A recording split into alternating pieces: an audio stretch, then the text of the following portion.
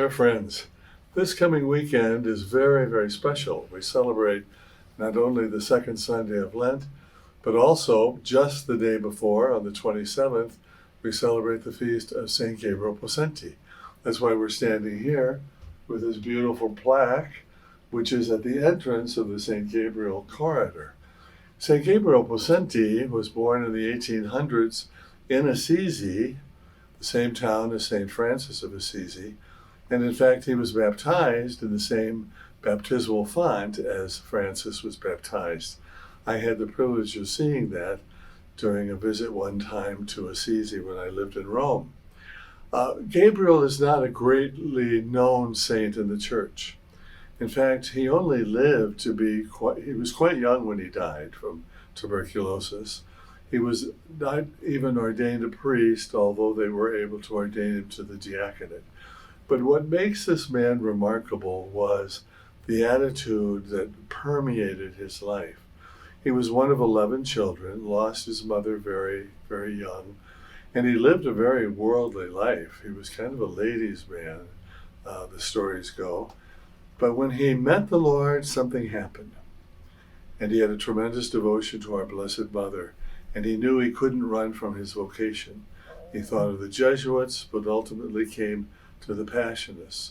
He entered the Passionists on the feast of our Mother of Sorrows, and so he was named Gabriel of our Mother of Sorrows. His baptismal name was Francesco, after the great saint when he was baptized in his font. But now a whole new life was beginning for him. Passionist Gabriel of our Mother of Sorrows. Many authors have said he is like a second Saint Teresa of the Child Jesus. Lived a very simple life, never ran from suffering, accepted any suffering that came into his life with joy, and believed deeply that we should do the little things in life with great love. And that marked his whole life. So St. Gabriel Possenti is a special patron for us. He was canonized by Pope Benedict XV, and his shrine in Italy has been one of the most visited shrines in all of Italy because he was named patron saint of youth. And so thousands and thousands of families every year bring their children to Gran Sasso, which means a great rock, to dedicate their children to St.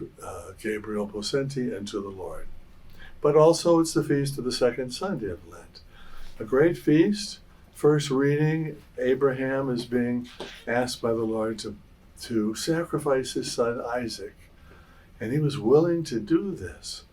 Imagine that trust, absolute trust in God, who of course prevented this from happening, but then made Abraham the great father of many. And then in Paul's letter to the Romans were being persecuted. Paul tells them, if God is with us, who can be against us? God is with us in every moment. Jesus, raised up from the dead, sits at the right hand of the Father.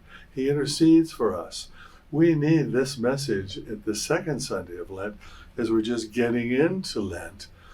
Don't hesitate to pour out all that you can during this holy season. God is with us. He will not let us down. And then finally, of course, the gospel, the transfiguration. Peter, James, and John, a common trio, also who went into the garden with Jesus, went up the mountain with Jesus and witnessed the transfiguration. And then Jesus told them, don't tell anyone about this until after the Son of Man has been raised up from the dead. And the scriptures tell us that they kept the matter to themselves, questioning what rising from the dead meant. They couldn't comprehend this. It wasn't part of their tradition of understanding an afterlife, and that this afterlife would be a life of glory with God. But they understood later, they understood after Jesus had suffered and poured out his life and was raised up by the Father. So these are rich days for us this Lent. Gabriel Possenti doing little things with great love, tremendous devotion to our Blessed Mother, and Jesus transfigured and yet soon to embrace his cross that would win for us all eternal life. Think about these things if you have an opportunity, and may these readings enrich your Lenten season. God bless you all.